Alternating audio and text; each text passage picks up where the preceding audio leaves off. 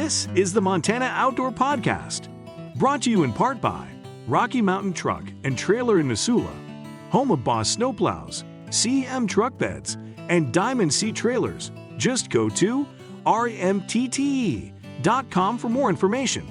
And by Superior Hardwoods of Montana, home of the largest selection of in-stock high-end wood products and flooring in the western United States. Let them guide you through the woods at superior-hardwoods.com. Now, get ready for more fascinating topics and the most interesting people you will ever find in Montana's great outdoors. We offer new podcasts most every Saturday. You can get a link to these podcasts by going to our website, montanooutdoor.com, or by going to our Facebook page, or just send an email to Downrigger at montanooutdoor.com and say send a link to my email. It's that simple. Now let's head out with your host, Downrigger Dale, and see what's going on in Montana's great outdoors. And thank you so much, Manny. It is me, Downrigger Dale, here for another Montana Outdoor Podcast. Thank you all so much for joining us here all across the great state of Montana and beyond. Shout out to some of our listeners that are listening from overseas. We've got a few people over in Germany, a few folks in Turkey, and a few over in Australia as well. Of course, many other places around the world. And then we've got pretty much, not all 50 states, but dang near to it. So a lot of you there. And I know some of you probably heard about what we're going to talk about here. This is really neat. It's a piece of history here. It was last weekend, there was the Crooked Creek Walleye Tournament, and this has always been a fun tournament, been going on for a number of years, and two gentlemen got going in this. A couple guys by the name, one Ty, let me get this right here, Ty, because I don't want to burst you. Hinderager and Matt Fischer. They were cruising along, doing okay in the tournament. They had got beat out on day one by a couple fellas that set a new record. This was Colby Tognetti and Kyle Vine, and they had set a new one-day tournament record of 55.7 pounds. So all of us after the first day of the Crooked Creek tournament were thinking, well, this could be quite a tournament. Well, we didn't realize just how great it was going to be, because at the end of day two, the end of the tournament, our two guests pulled in an unbelievable number, 100 point, where are we at here, guys? Let me see. It was over 100 pounds. 100.26, was that what it was, guys? I think it was. Yep. I believe it sounds about right. Yeah, and brought home $10,000. So a pretty amazing turnaround for these two gentlemen. I've got the captain of the Montana Outdoor Radio Show on with me. Captain, you were a little bit surprised, I imagine, when you saw these winning weights come in, huh? Well, I think everybody was really surprised when those weights came in. It's a new record for the state of Montana, new tournament record. And, if you'd let me actually speak, Downrigger, I could tell you how surprised I was. Well, once you start, it's hard to get you to stop, though. But I'd actually like to ask our guests, the first question out of my mouth is for Matt Fischer and Ty Hinderager, is have you guys ever skunked on a tournament? Many times. Really? Many times. That makes. So when was it? Let's start with you, Ty. When was the last time that you were skunked in a tournament? Oh, that's an easy one. That was the last tournament we fished, actually. We went out and fished an MWC out in Lake Oahe, and out there in South Dakota, they have a slot tournament. So it's I think 3 fish under 20 inches and 2 overs are what you're allowed. Mm-hmm. And we had pretty good pre-fishing. It was actually a little too good. We caught some really nice overs, and we could not find any unders at all. So we decided that we'd go ahead and just put the limit at 27 inches. We weren't going to keep anything under 27. We were going to keep big fish, and we were going to shoot for 4 of them. And for 2 days, we caught 25 and a half, 26-inch fish and threw them all back. So we took 0 2 days in a row. So that was an easy question. Well, wicked. Go ahead, Captain. I was going to say that at least you did catch fish. Now, that leads me to the next question, guys. How many tournaments have you two guys fished together? Because you're a real familiar team to the Montana Walleye Circuit and to the Fort Peck Tournament Circuit Series. So we've been fishing together, I think, for probably close to 15 years now. Wow.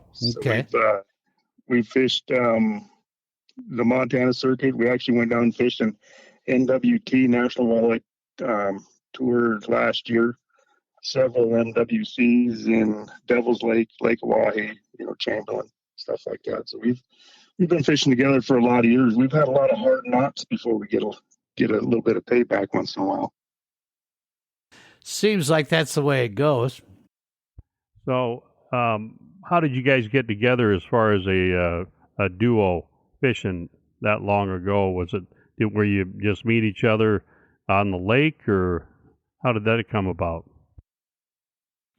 I think we were waiting for the gates to open at the gates of the mountains one spring, and Matt ended up being behind me in line, and we had about a half hour to kill and started shooting the breeze a little bit, and then ran into him the next weekend. We were both fishing with different partners at Tiber, I think, and we kind of hung out there, and we've just been close friends ever since. And the opportunity came up where we both were looking for a partner, and it just kind of worked out, and it's been pretty fun. He's a fun guy to fish with. And so, do you guys ever fish like for fun? I mean, like Walleye Wayne and I and Dale, Downrigger Dale and I, we fish for fun, going out and fishing. But are you guys primarily just competitive tournament fishers when you get in the boat together?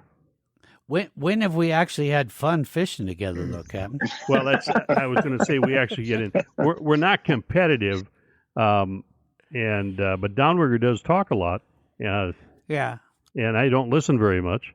And so, but anyway, let him answer that question. Do you guys ever do any casual fishing? Let's put it that way. Let's start with you, Matt. Yeah, we do quite a bit of casual fishing, actually. We go to Francis, do a lot of river fishing. We do quite a bit of just casual fishing. It's kind of a treat. Tournament fishing is actually a little bit on the stressful side. Yeah. But you're always learning something, and anytime you can get out and go fishing is a good day. How about you, Ty? Yeah, I think we pretty much go fishing any chance we get. We both have a lot of irons in the fire, but yeah, if there's any excuse to get the boat out, we're all about it. So, well, and just for our listeners, Matt is from Helena, Ty is from Fort Shaw. So, where do you guys usually meet up when you're just going to go out and have some fun together? Which reservoir, which lake do you usually hit?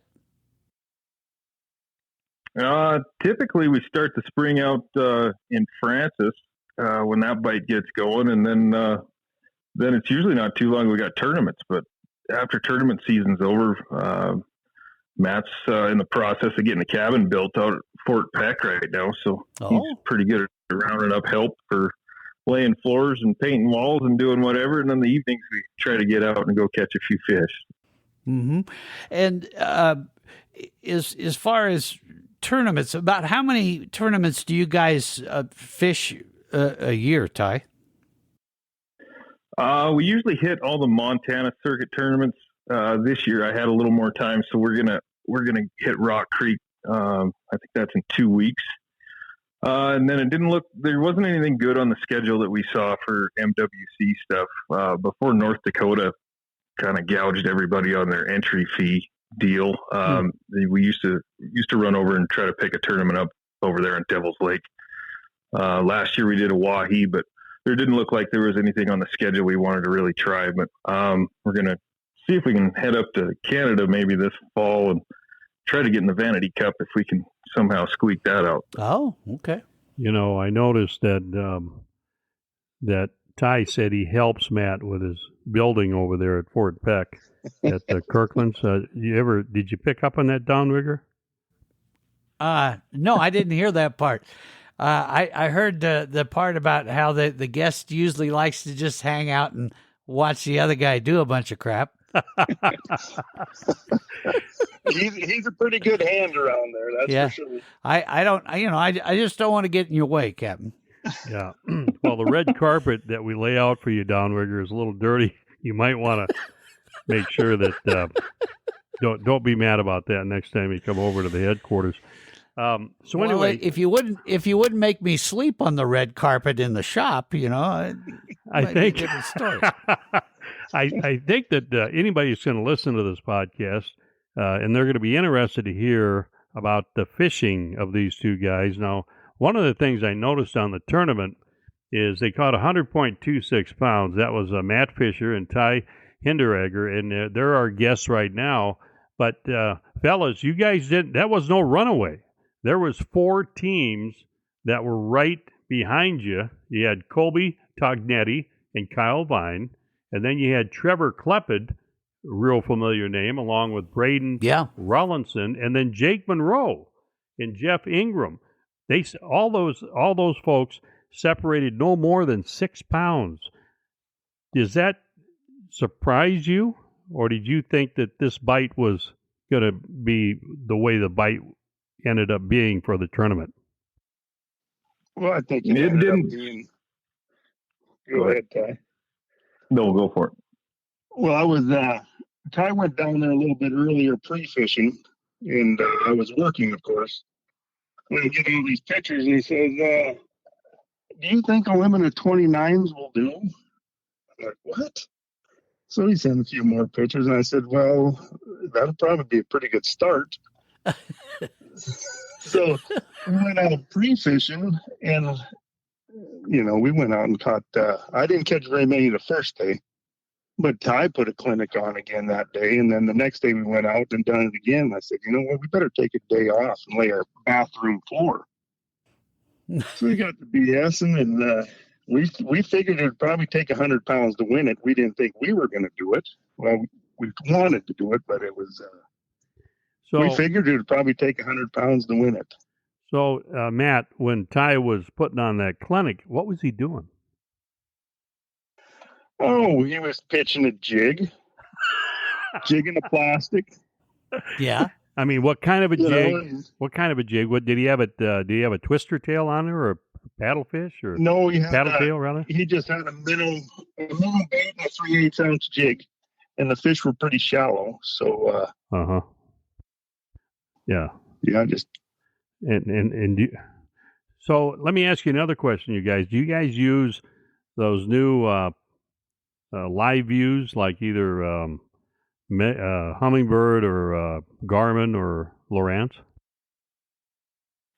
Yeah, we use forward-facing sonar. You use what again? Okay, so forward-facing sonar is what he was saying. And how long have you been using that, Ty? I think this is our 3rd year with it, if I'm not mistaken. It's our 2nd year where we've kind of actually figured out how to read it, but the first year we didn't do a whole lot with it other than burn a lot of juice out of the batteries and wonder what you're supposed to use it for. But yeah, two full years I think we've been using the Garmin. Okay, and Matt, do you guys find that are you relying on that a lot now, or is it just another tool in the toolbox? I would say it's pretty tough to fish without it now. Okay.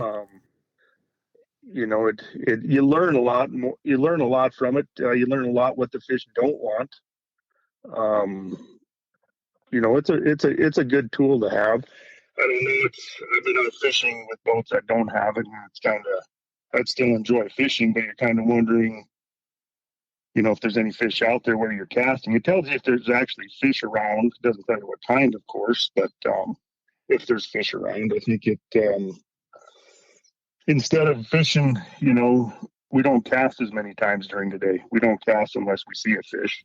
Mhm. I don't know. I wouldn't necessarily say we catch more fish with it. We catch better fish with it. Okay. Go ahead, Captain. Well, I was going to say that's good to know because I just bought a Garmin Panoptics to put in the back of the boat. I've had a Megalive for a year. I still don't know how to run the Megalive. And I was going to say, you don't know how to run any of that stuff. Well, but I also wanted to. I'm glad you brought that up, guys, because Downrigger is in the back of the boat, and he's always asking me questions. I'm in the front of the boat about how these things work, and I have no idea. So I'm glad there's a learning curve that long, just because. And I could see where you're talking about because there's Scott Sunheim, for example. It took him a while to learn that Garmin, but once he learned how to utilize it, and just like you guys are saying, you can tell there's fish out there, and you cast, 40 feet or whatever, and you can tell if they don't like what you're casting. And that's probably, for tournament fishermen, has got to be paramount, I would think. Oh, yeah. I think that's probably the most valuable part is being able to know that, because before you had forward-facing sonar, you'd fish, all day, and if you weren't catching fish, you were trying to decide if there's something wrong with my bait. Did they not like the presentation? Was it too fast, too slow? Am I completely on the wrong program? But now with that, I mean, in 2 or 3 casts, you can tell that if a fish is interested or if it's not, and you can grab another pole with something rigged up and you can get right to work, and you can eliminate the am I getting in front of fish factor pretty quick and just work on a presentation that they want. That's got to be really valuable information, especially in a tournament where, every cast is, could keep you in it or take you out of it. So that's got to be great information. Do you find that, well, let's look at the Crooked Creek tournament. Did you find that most people are using those kind of electronics now? Oh, absolutely. I don't know about most people, but boy, I'd say you see a ton of them on the boats these days. I noticed a few that weren't, but it seems like more than half of everybody has some sort of forward-facing sonar. I've heard from some folks that they should ban those types of sonars because it makes a distinct advantage. If you don't have enough money to buy a Megalive or a Garmin Panoptics, or I don't know what the Lowrance name of theirs is, but Active Target. Well, you just got to find a partner that does and mooch off them like I do with you. Well, but that's exactly correct. But what I said as a comeback, I said, well, some guys can't. You didn't have to agree with me. Some guys can't afford a 400 horse motor. They've got a 200. So do you disqualify the guy who's got a 400 or a 450? No. I mean, it's just the way things work. And I think we want to talk to you guys about how you approach pre-fishing. Think about that. Just like we were talking about on this, with Matt and Ty, as far as, you got to have all the right tools to get the job done right. And that's what I love about Rocky Mountain Truck and Trailer is, if you want to get serious about getting your job done or getting to, the right campsite or out, hunting or whatever, you got to have the right equipment. And so often we find that, people are saying, oh yeah, we sell trailers too. And it's out in some, big box store's parking lot, and they don't even know where the wheels are for it. And, all that stuff. And then you've got Rocky Mountain Truck and Trailer, who that's what they do. And they use their trailers and that for their work around the house or out hunting and fishing and everything else. So, in fact, you've actually used Rocky Mountain Truck and Trailer, Captain. Yes, I do. In fact, I'm getting a fifth wheel hitch put in by Josh June 1. The trailer that they carry is the Diamond trailer, and that's at Rocky Mountain Truck and Trailer, Diamond C Trailers. Good trailers. The Mountain Man, John Perry, he was doing a podcast with us. He heard about them. He bought one of those, that dump trailer. And that everybody's got to have a dump trailer. If you don't have a dump trailer, you're not a Montanan. I can tell you that. Sounds like a Jeff Foxworthy deal, but yeah. So anyway, get a hold of them. Their website's rmtte.com. It's Rocky Mountain Truck and Trailer, and they're in Missoula. Family-owned business, great people, and they'll take care of you. Yeah, they even have financing too, and all that. So check them out, Rocky Mountain Truck and Trailer. Just fantastic folks. Another sponsor that we've been working with, Captain, is Superior Hardwoods of Montana. Now, it's kind of interesting how we came across these guys. We've known John and the gang at Superior Hardwoods of Montana for a long time. Yeah, but when they heard about this podcast and the fact that they work with so many people that love the outdoors and that, they jumped on board. But everything from your wide plank wood flooring to your reclaimed siding and paneling, I mean, the list goes on and on. Captain, you actually were with me when we toured through everything from their mill to looking at all these different woods, and both of us were just pretty amazed. And you ended up getting some great flooring for your house from them. Well, of course I did, Downrigger, and what I was really amazed of the stupid questions you would ask John during the 2-hour period that we toured a hardwood floor warehouse. And I tell you what, I didn't learn anything from your questions, but I learned everything from John's answers. And one of the things we want to tell Ty and Matt, who are our special guests, is that because they won the Crooked Creek Tournament, they get to take John fishing. Wow. I have. All right. I don't know if those guys agreed to that, but we'll lay it out for them. But anyway, I am building the cabin. Well, I could use some flooring. There you go. Work out a deal. That's right. There you go. And by the way, folks, if especially you ranchers, before you go tear any of that corral board down, they buy everything from corral board to old granaries to you name it, and they repurpose them and make some really incredible flooring and paneling and all that out of them. So go see them. They're in Missoula, Superior Hardwoods of Montana. And back to our guests now. Who these two gentlemen have set a record, something that you don't get to do every day. Matt Fischer and Ty Hinderager, and 100.26 pounds, largest weight for a walleye tournament in Montana history. Took home $10,000 in cash, as well as some other prizes and that.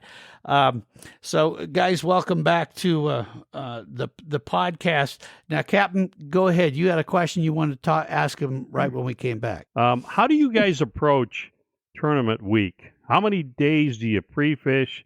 I know you both got full-time jobs, unlike Downrigger and I. We just, hang out all the time. How do you approach the tournaments? Oh, we usually try to fish at least 2 to 3 days before, just to try to find more than one spot, and that was pretty key to this last tournament. So you can bounce around a little bit. Fish move a lot in the Fort Peck Reservoir, so you find them there one day, and we've learned the hard way. A lot of times they're not there the next day, so we move around. The biggest thing is maybe finding what they really want to eat, and that's if you can find them, and if you can find them and you have what they want to eat, you can usually have a pretty successful day. Ty, do you have anything to add as far as your strategy for pre-fishing? No, that pretty well sums it up, I'd say. I mean, depending on the time of year, you probably leave the house having a pretty good idea of certain areas that you want to look at.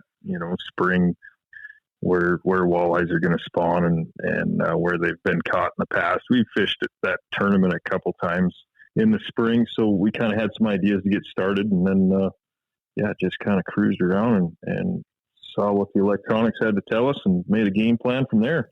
Well, Colby Tognetti, who was on the second place team, guys that came just under you guys, one of the things that he said was that he felt that one of the things that really helped in these great weights and the amount of success was that because we had a late spawn and this being a spring tournament, the timing was just right, and that his theory was that walleye after spawning then kind of move in groups back to where they're going to hang out for the summer.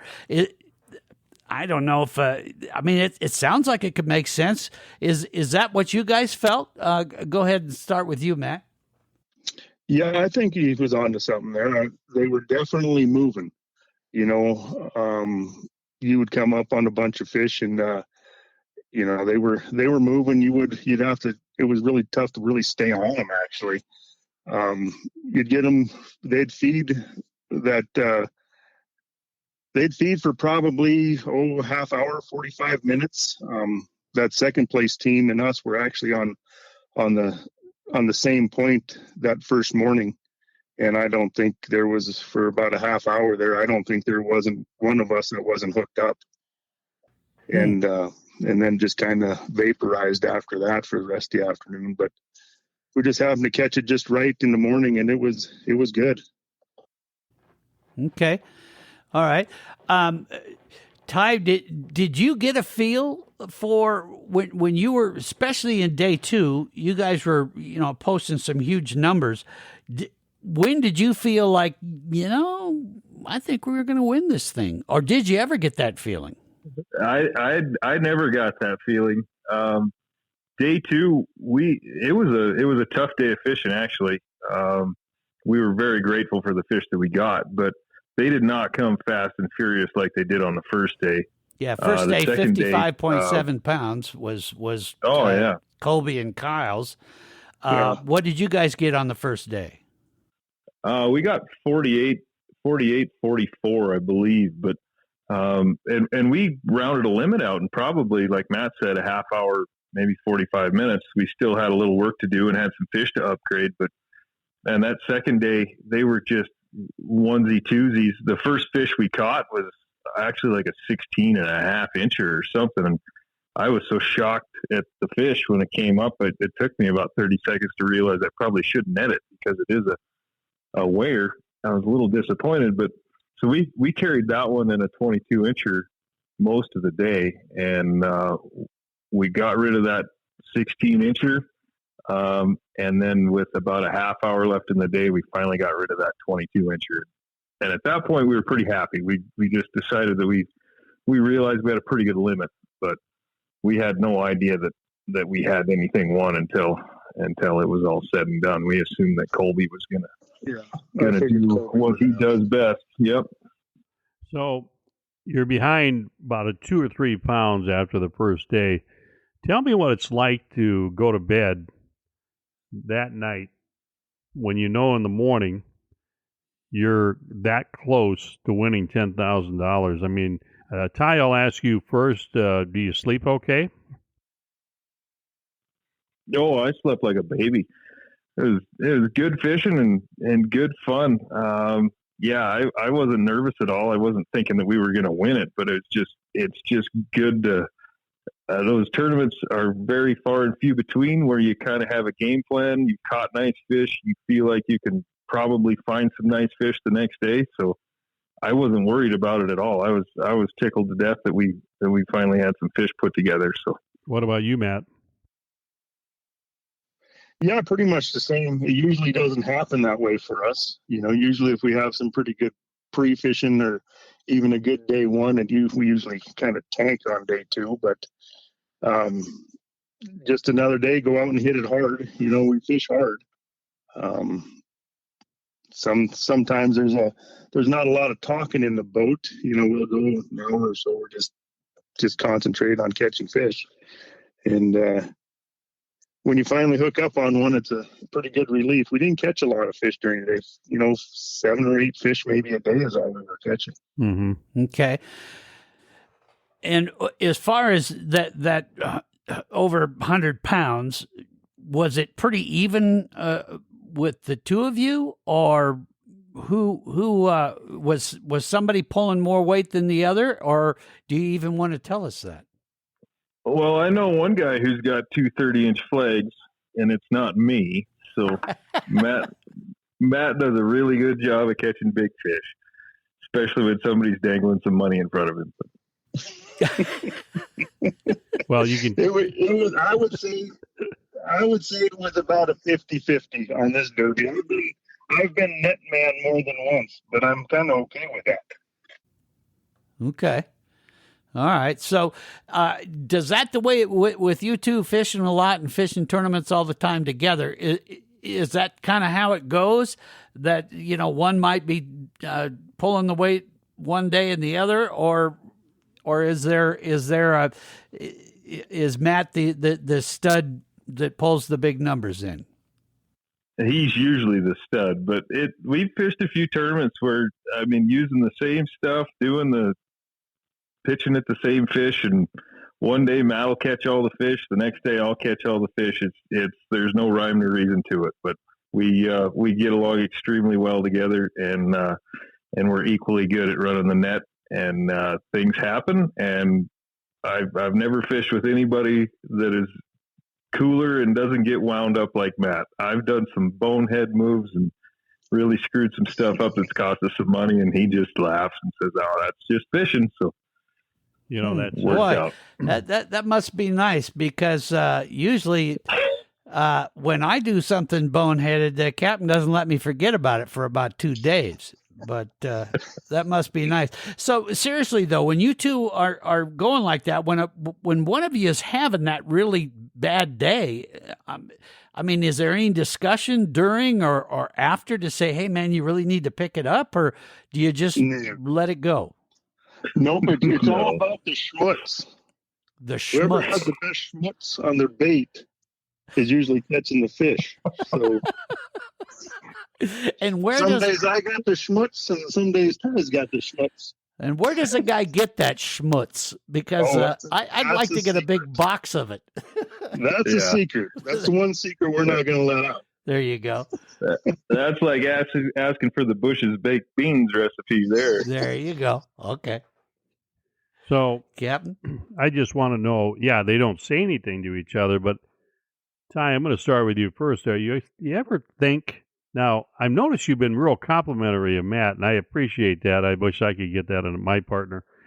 But I think the reason possibly there might be some motivation there, of course, he does have the place in Fort Peck, and that's, that carries a little bit of weight, Yeah.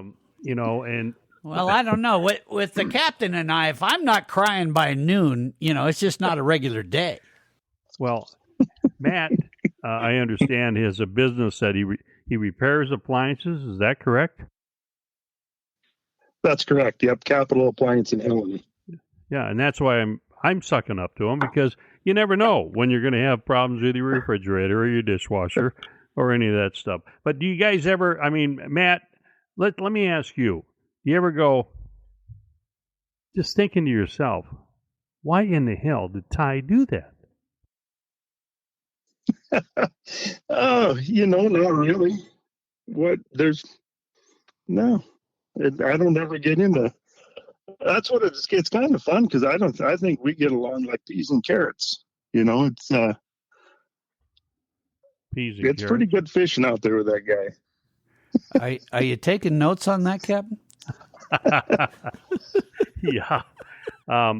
Let's talk a little bit about the way they do the tournament, this tournament, where you take a picture and you put it on a Sims card. You hand those weights in versus the weigh boat tournaments. Matt, I'll ask you first. Do you prefer the tournament you just got done doing?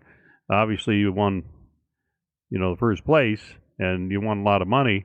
Or do you prefer it the other way? I definitely prefer the pitcher method.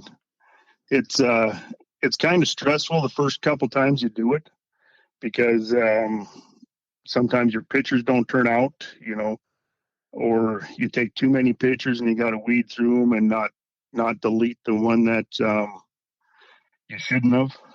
But I think it's good for the fish. You know, you get the fish. I bet it don't take more than 30 seconds to get your fish on the board and get a picture and get the fish back in the water.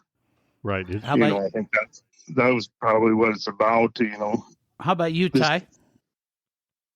Yeah, like Matt said, it's stressful. It's there's a ton of things that can go wrong, from deleting the wrong picture, taking a picture that you don't have the tail or the nose in, and you know, taking a beating for that when you get back to the trailer. But all in all, you work out a system. You figure out how to weed through the pictures. You figure out how to review everything before you throw fish back, and at the end of the day, yeah, it's way better than babysitting fish.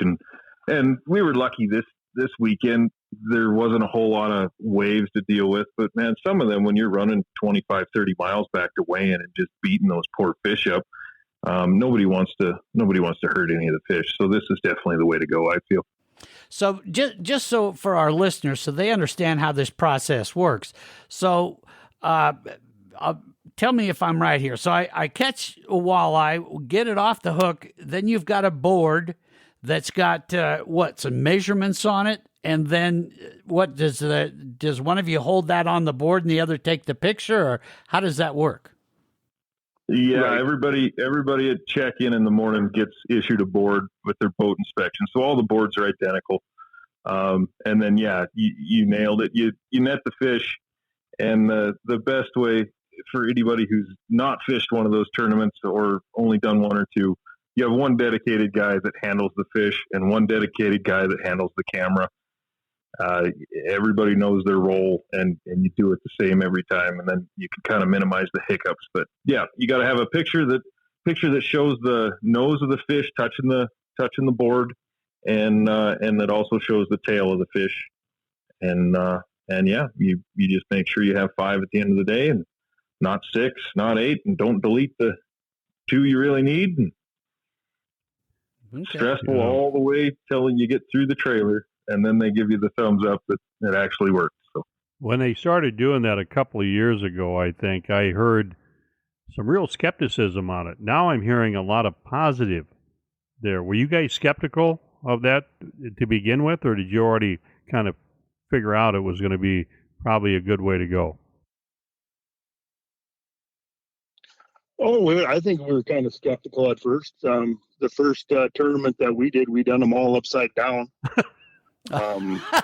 So luckily they were all the same way, so they were kind of lenient on the first one. But I think nobody likes change. You know, when you get set in your ways, sometimes change will throw a wrench in things. But now I think people are getting used to it. I think people would prefer it. I'm not speaking for everybody, but a lot of guys I talk to think it's a great idea. I got to ask you, what's your preferred method of fishing? Obviously, I think you're going to say it was jigging. You said pitching a jig during this tournament. Do you guys ever pull bottom bouncers? Do you ever do cranks? Do you do jigging wraps or any of that type of thing? I was actually thinking about having a garage sale to get rid of all my cranks and bottom bouncers and spinning rigs. Since we started using forward-facing sonar, I'm sure that I know that there's guys like on the pro side. I think Joe Okada is one of them who's really figured out how to troll with utilizing that sonar on his bait. But it kind of spoils you, and it makes you a little impatient, I guess. When you can go find fish and you can put something right in front of their face every time you cast, it's pretty much eliminated any trolling for us. Okay. Yeah, that's interesting because I'm a bottom bouncer guy, and I don't catch as many big fish. But when you find the fish, you'll catch some good eaters, which is kind of what Rigger and I like to do. But I've started to do the jigging more now in the last 3 years, and it's a really kind of a mindset. You got to get more patient, more casts, and then the quality fish will come. Even though I don't know about you guys, but I mean, I went down to Rock Creek the week before you guys had the tournament, and I get tired of turning back and putting back the fish. I'd like to eat walleye too, but that just goes with the time of the year. Did you guys do any Rock Creek fishing at all? Not yet. I never went down in the Rock Creek yet. We're gonna try that out here next week. Yeah, because they got a tournament coming up. I was just curious about that because I think the top tournament guys, including yourself, pretty much fished on the main lake. And should you do anything at all down the dry arm? No, we didn't. We spent all of our time on the main lake. Okay. And why would you do that when the pre-fishing probably told you that, or is it you got so much money tied up in that house you can't afford gas to go all the way down north?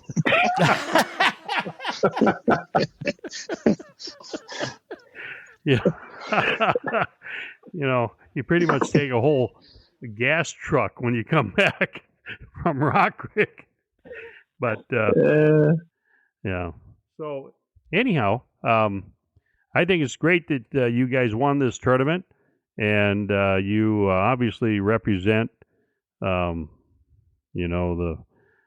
the circuit real well. You know a lot of the anglers. You fished it a long time. 15 years, a long time, to fish together, and you're still fishing together. I know a lot of teams that used to do real well earlier. Now they're separated out, but you guys stuck it together. And the next tournament you're going to fish is going to be Rock Creek? Yeah, we're going to go give that one a try. When is What is the Fresno tournament? It's the weekend after Rock Creek, I believe. Okay, it must be the 11th or something like that. Second weekend. Second. Yep. Are you fishing that one too? We are. Okay, you're going to fish all of them. Were you surprised at the weights last year at Fresno? Oh yeah, I think that was probably a record for Fresno last year. I didn't go through all the archives, but man, that was some amazing weight. Yep. So, guys, in addition to the $10,000 that you took in, there were some other prizes that you got. One of them was, wasn't it for? Well, why don't you go through the ones that the other prizes that you took in on this tournament? I think we get $7,000 for the Ranger Cup. Yeah. Okay. Top of that. And and explain what the Ranger Cup is.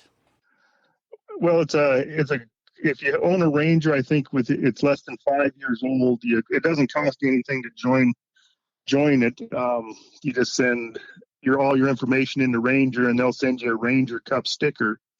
And if you have a tournament, I think it's at least 65 teams or more, and you win it in the Ranger boat, you get $7,000 extra pay. Okay, nice. That's so it's pretty good incentive. That's a nice payday. So add the 7,000 to the 10,000, so now we're up to 17,000. What else? High Country Boats here in Helena, they sponsor me and Ty. They kind of on a pro staff for Ranger and Mercury, and he donated $500 to that. Okay. So those guys are pretty good to us down there. If you're ever looking for a Ranger boat, they got a heck of an inventory right now. We want to check it out. We did a podcast with the folks at there in Helena, and just a great company. Yeah, Jake High and, Country, and they. Yeah, and they just a great company and do a really good job. So they must have been pretty proud of you guys then, bringing home the bacon, so to speak. Whose boat is the Ranger? Is it Matt's or Ty's? The one we fished out of this week was mine, but we'll be fishing out of Ty owns a Ranger as well. We'll be fishing okay. out of that at a couple tournaments out of his boat as well. And what made you guys pick Ranger as the boat that you wanted to fish with in these tournaments?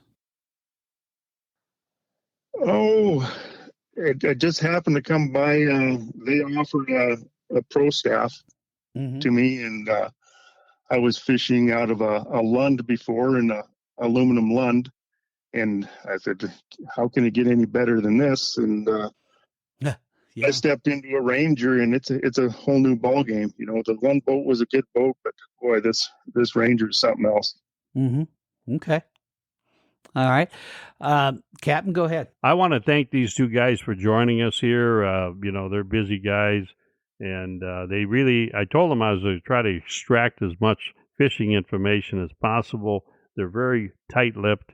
They did a good job of protecting any secrets. We didn't do our job, and I want to thank them for coming on our Montana Outdoor Podcast, and I'm going to try to go out and catch one 15-inch walleye tomorrow and pat myself on the back.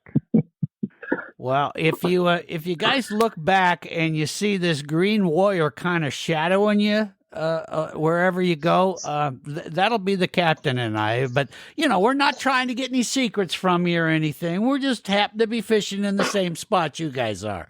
Yeah. So where are you going next anyway?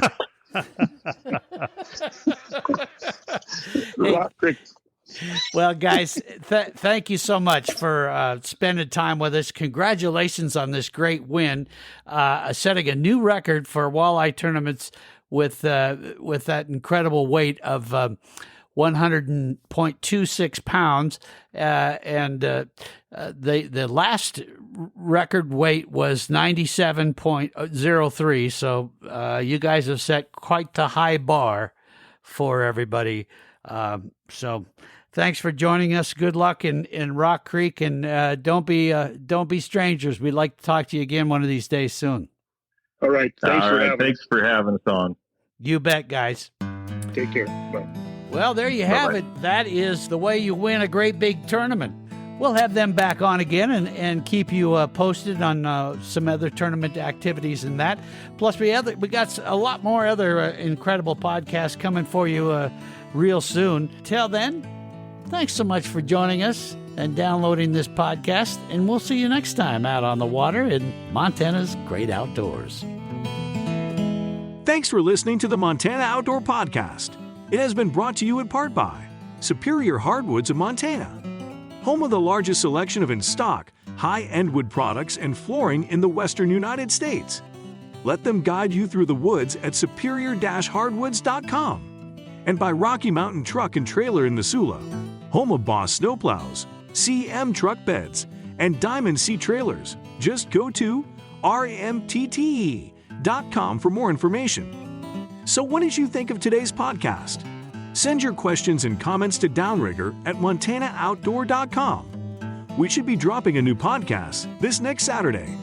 Until then, we will see you soon out in Montana's great outdoors.